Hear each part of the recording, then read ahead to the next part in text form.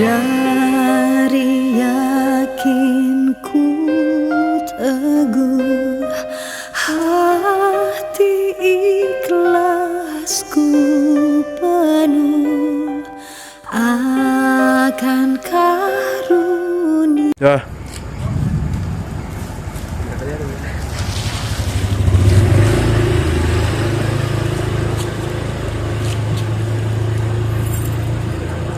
Kenapa yang kecilnya ya bang, bukan yang gedenya? Udah kan bapak-bapak banget. Tangannya ke belakang itu loh. Bapak gitu.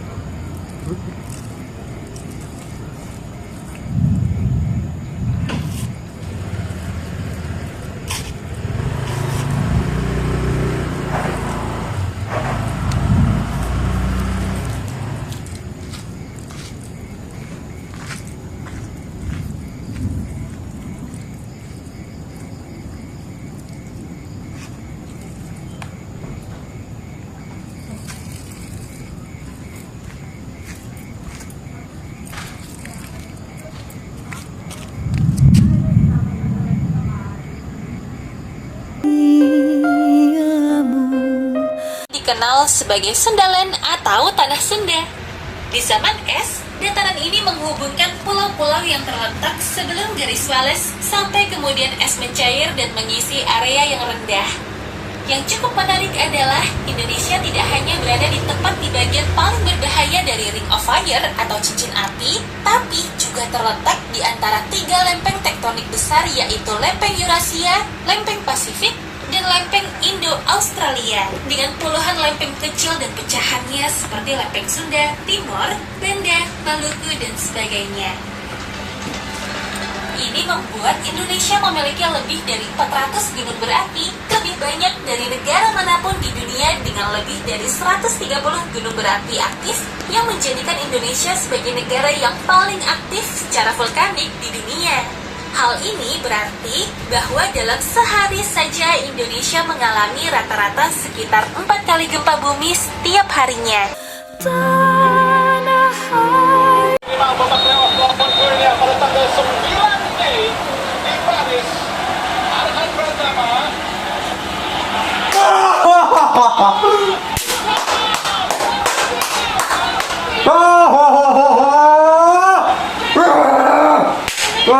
Bener-bener.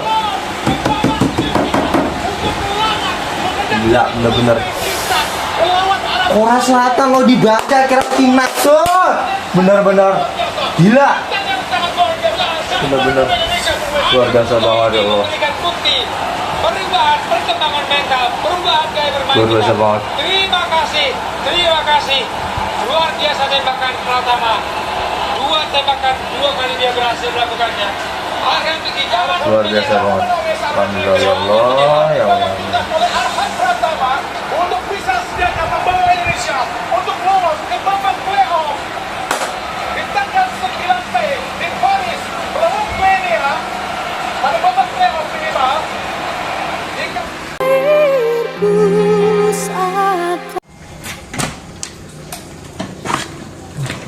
Buru-buru.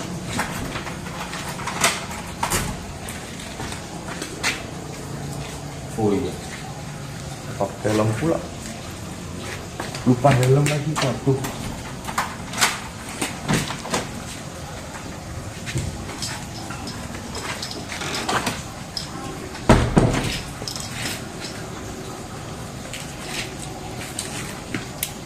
Keselamatan yang utama. Safety first.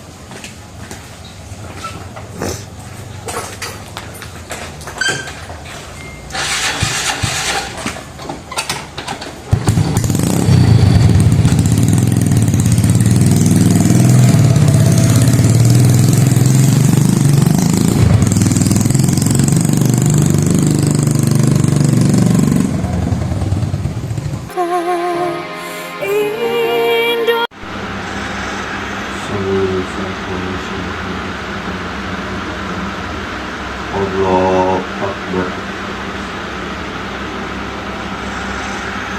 Bismillahirrahmanirrahim. Alhamdulillahirabbil alamin. Ar-Rahmanir Rahim. Maliki yaumiddin. Iyyaka na'budu wa iyyaka nasta'in. Ihdinas siratal mustaqim. Siratal ladzina an'amta 'alaihim ghairil maghdubi 'alaihim waladdallin. Amin. Bismillahirrahmanirrahim.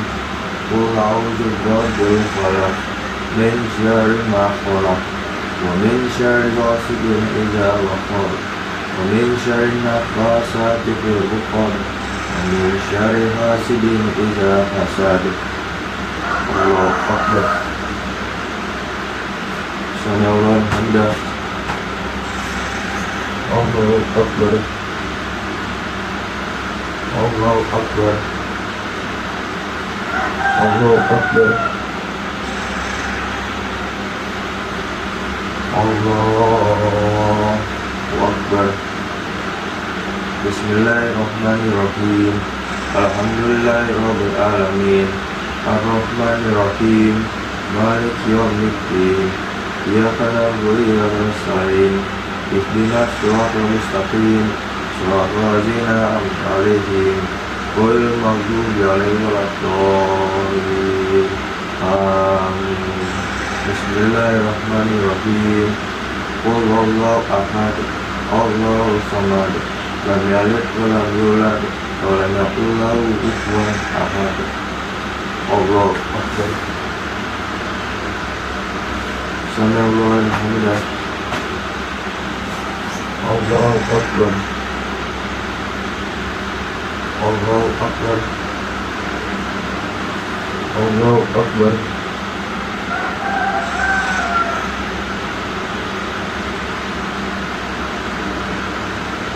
Allahu Akbar.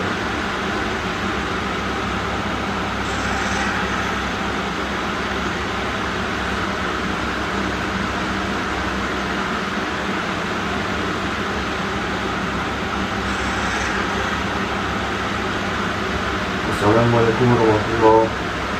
Assalamualaikum warahmatullahi. Indonesia Tok, Oi, lu tahu kasus yang Setbor itu bukan sih? mau tahu ya? Itu kan dia katanya ditangkap ya. Ah, Tapi kata orang tuh katanya dia gak sengaja. nggak sengaja. Itu kalau dihukum tuh gimana sih maksudnya? Nggak sengaja tuh gimana? Soalnya gini loh. Soalnya dari penyidikan si polisi itu si Pak Gunawan Satbor itu dia kan lagi live itu kan ya. Live. Nah, setiap dia nerima gift dari orang yang nyawer dia, itu dia selalu nyebut. Nah, pada saat penyidikan itu terbukti dari polisi bahwasanya si Gunawan Satbor tuh dia tuh nyebut si judi online-nya itu, akun judi online itu, makanya dia tuh ditetapkan sebagai tersangka atas penyebaran judi online itu. Nah, dari situ karena apa? Karena dia tuh setiap menerima gift tuh dia tuh nyebut si penerima gift tuh. Nah, dia tuh keceplosan nyebut si akun judi online-nya itu. Dari situ makanya kalau misalnya nggak sengaja, sebetulnya dia nggak sengaja aja sih, kok kata gue sih sengaja aja dia. Berarti kalau menurut lu yang dia dibebasin itu karena emang ada apa? Karena polisi kayak menerima alasan dia karena ketidaksengajaan, atau kalau menurut gue sih karena ada mungkin artis-artis lain yang juga promosiin tapi dia itu nggak ditangkap, jadi mungkin biar kayak orang publik nggak protes kenapa tuh yang artis itu nggak ditangkap, makanya si Satbor dibebasin gitu kalau menurut gue. Oh, jadi alasan dari Satbor tuh dibebasin tuh karena untuk memperbagus citra polisi gitu. Iya, kalau menurut gue kayak gitu. Oh, jadi kayak sama rata gitu. Jadi ya kalau mereka tangkap Satbor kan nanti dibilangnya dedikasi kan. Iya. Jadi kan biar mereka nggak dikatain kayak gitu ya berarti ya bebasin aja. Jadi yang artisnya nggak ditangkap juga gitu. Sebetulnya gini ya, tindakan polisi dalam melakukan penyidikan dan menetapkan tersangka ke Satbor itu sebetulnya udah sesuai hukum. Dan seharusnya itu tidak perlu dibebaskan. Nah, yang jadi pertanyaan itu kenapa artis yang enggak?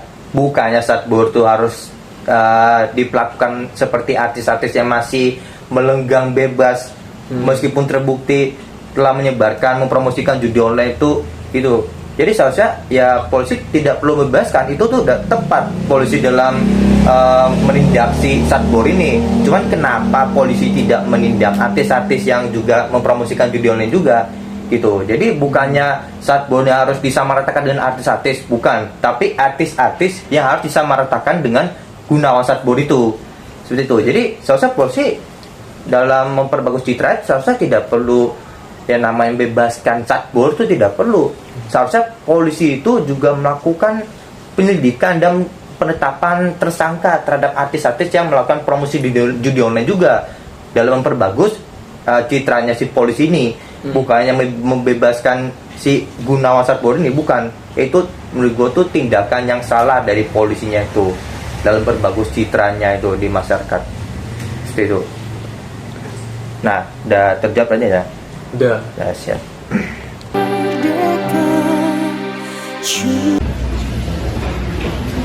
Verstappen, unser Freund. Es war uns ein Vergnügen, über die Geschichte, das Regieren, die Verwaltung und das Recht der Bundesrepublik Deutschland zu diskutieren. Sejarah negara Jerman dimulai pada saat Kongres Wiener pada tahun 1814 hingga 1815 yang diharapkan dapat membentuk perdamaian abadi di Eropa setelah Revolusi Prancis pada tahun 1789 dan era Napoleon yang memperang-perandakan Eropa. Akan tetapi, Deutsche Bank atau Konfederasi Jerman yang dibentuk di Wiener pada tahun 1815 oleh 39 negara kecil Jerman bukan merupakan negara kesatuan, melainkan ikatan negara yang lemah. Usaha Dewan Perwakilan Rakyat Jerman atau Deutsche Nationalversammlung di Frankfurt pada tahun 1848 membentuk sistem pemerintahan kesatuan Jerman yang bertanggung jawab terhadap parlemen mengalami kegagalan. 20 tahun kemudian, Otto von Bismarck mengakhiri dualisme Prusia dengan Austria. Pada tahun 1866, Prusia keluar dari Deutsche Bank atau Konfederasi Jerman, mengalahkan Austria, dan dalam perdamaian Praha menggabungkan banyak negara kecil Jerman Barat dan Utara. Sebagai pengganti Deutsche Bank, tanpa Austria dibentuklah Norddeutsche Bank atau Konfederasi Jerman Utara yang mengadakan persatuan dengan negara Jerman Selatan. Ini merupakan awal kekaisaran baru. Di dalam perang melawan Prancis tahun 1870 hingga 1871, negara-negara kecil Jerman Selatan ini bergabung dengan Prusia dan Norddeutsche Bank. Setelah menang, mereka mengadakan perundingan dengan Bismarck tentang penyatuan Jerman pada tanggal 18 Januari 1871. Penyatuan ini terwujud dengan diproklamirkan Wilhelm I sebagai Kaisar Jerman. Kekaisaran Jerman yang kedua ini berlangsung dari tahun 1871 hingga 1918. Selama Bismarck mengendalikan pemerintahan, tegaklah perdamaian Eropa. Tetapi ketika dia diberhentikan tahun 1890, politik negara yang dijalankan oleh Wilhelm II tidak dapat menenteramkan negara-negara tetangga yang merasa terancam kedaulatan mereka oleh Jerman. Hal ini disebabkan pertambahan penduduk Jerman yang sangat pesat, yaitu dari 41 menjadi 61 juta orang dalam waktu 40 tahun, dan juga karena naiknya industri Jerman. Ketidakseimbangan inilah yang pada akhirnya menyeret Eropa ke Perang Dunia Pertama yang berakhir dengan kekalahan Jerman tahun 1918. Setelah itu berdirilah negara Republik Jerman.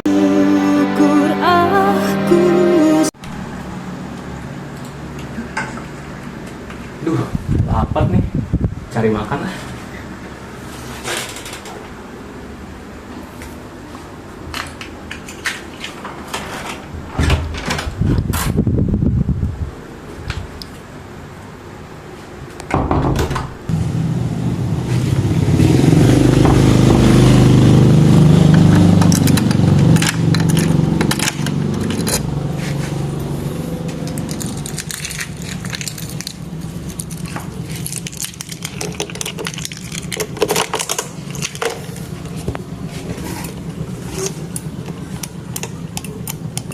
Aduh, motornya nggak mau nyala lagi. Mana ya?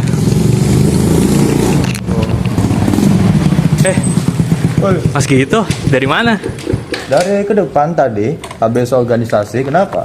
Aduh, kebetulan nih, boleh minta tolong nggak? Oh, ada apa? Ini aku mau beli makan, tapi motorku mogok. Walah, bensinnya pasti belum habis. Iya, biasa. Walah. Terus, antrinya. Oke. Ayo, muter dulu.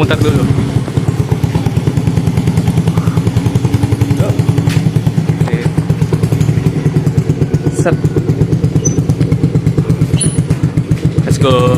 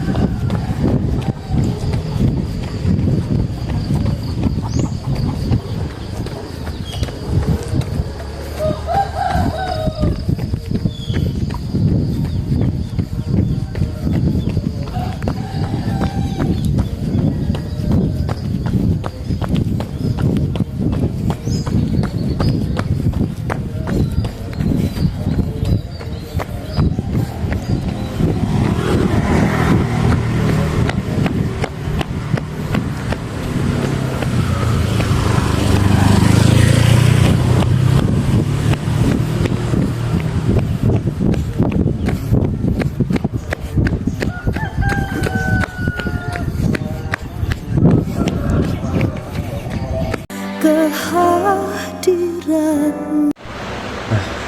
Semarang, khususnya untuk wilayah Gunung Pati, sudah masuk musim hujan ini.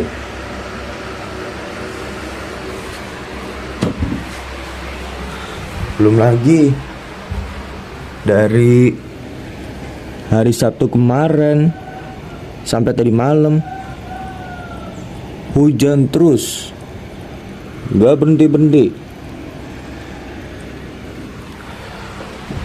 Oleh sebab itulah, mulai dari sekarang saya udah harus siapin peralatan untuk menghadapi musim hujan nih. Seperti pepatah, siapkan payung sebelum hujan. Sudah ada payung, sudah ada jas hujan.